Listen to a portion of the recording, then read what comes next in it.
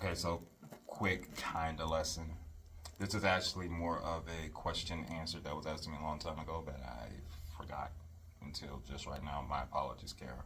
But a young lady by the name of Kara asked me how do I operate my bass drum pedal. She is an aspiring drummer as well as having cerebral palsy.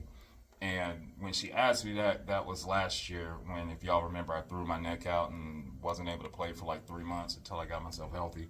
It just slipped my mind. And so I really want to answer that question.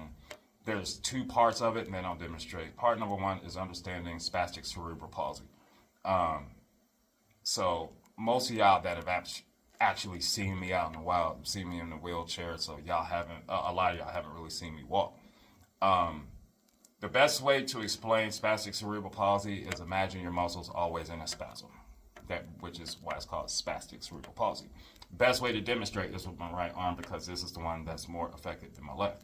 So if you watch me try to straighten out my arm, right, so I'm moving fast, it'll have a spasm and then kind of stop and then finish trying to straighten out. I can't straighten my right arm all the way out. I can't flatten my right hand, which you see a lot in my videos. That's when playing hi-hat and everything like that. But I'll demonstrate that again. Now that's really hard, me trying to straighten my hand out or straighten my arm out. That is how my legs are affected, my right arm are affected, so on and so forth, which again, if you go back and watch previous videos, you can really see it in my right arm and in my right hand. My legs are the same way, my Achilles, my hamstrings, my quads, my calf, whatever that muscle is at the front of your shins, like all of that is very spastic. Which then doesn't really make sense of how I'm even able to play the drums, but that's part of the allure of being a handy drummer. Moving on. So that's part one, understanding spastic cerebral palsy. Part two is understanding bass drum technique. 2 ways to play your bass drum. Heel up, heel down. Heel down is with your heel on the bass plate and tapping your foot, basically.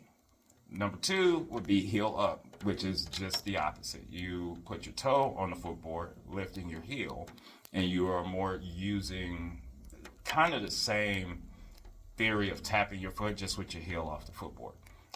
When I'm teaching new students, I tell them, let's learn technique, right? That's basic foundation of drumming, learn the technique. But then when you get it, and I know we got it good, now let's make it your own. It's just like everything else in artistry. You learn the basics, and then the artistry is let's take the basics and make it my own. Same way of doing that. So in theory, that's how I've done everything with drums. I've learned the right ways to do it from different teachers online, drummerworld.com back in the day, and then Peter Hussey, and then Terry Artis, and my friends. And like I've learned a lot from my peers back home in St. Louis and stuff like that, where I learned the proper technique, but then I learned I am very far from normal by way of drums or in general. But learn the right techniques and then make it my own. And so that's what I've done with my grip on my right hand. I kind of use a hybrid between German and French, and it works. And then so for bass drum, I've kind of used a hybrid of heel up, heel down. I do a lot of dropping my leg instead of manipulating my ankle because again, spasm. So if I'm pushing down with my ankle or with whatever that muscle is at the front of your shin, then it's almost like going to get stuck because it's not moving fast. Same with if I'm pulling my toe up, that calf, or I got my muscles backwards, but you guys know what I'm saying. I'm going to get stuck with that spasm and not be as fast as normal and things like that. So I've kind of adapted those 2 techniques to what I do, and just kind of like made up my own handy drummer kick drum technique, if you will.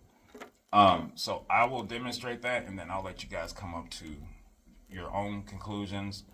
And then, Kara, hopefully that answers your question, but this is just a good lesson for everybody, because even if you don't have cerebral palsy, it is still a lesson of learning proper technique and then adapting those techniques to your personal playing style. And y'all better be glad I love y'all, because I didn't get my feet done this month, and they kind of look like crap.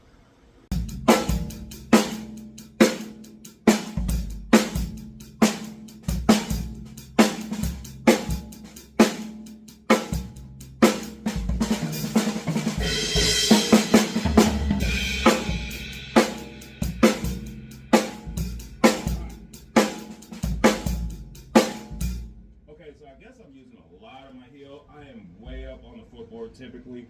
I didn't realize, so I'm learning too. I didn't realize I use a lot more of my heel than I do my toes.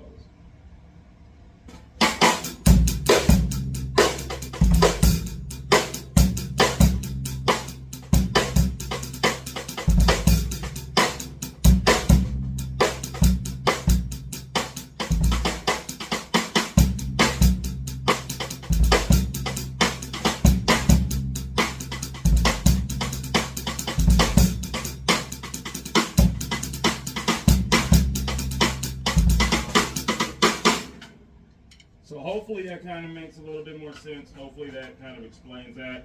I hope. If you have any questions, always feel free to fire away.